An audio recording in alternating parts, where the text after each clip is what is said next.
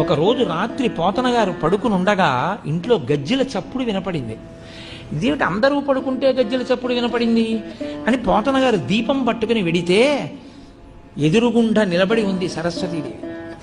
అది కూడా ఎలా నిలబడింది, వెక్కి వెక్కి ఏడుస్తూ కనపడింది.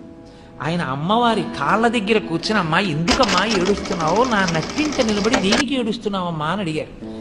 పోతన భాగవతాన్ని అంకితం ఇచ్చేస్తావా రాజులకి అని అడిగింది ఆవిడ.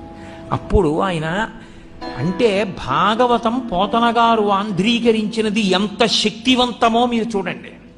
ఇంత గొప్ప స్థితి ఏ భాషకుందండి తెలుగు భాష ముందు. సరస్వతి నిలబడి అడిగింది, ఏ భాషలో ఏ కవిని అడగలేదు, ఒక్క తెలుగు భాషలో పోతన గారిని అడిగింది అమ్మవారు.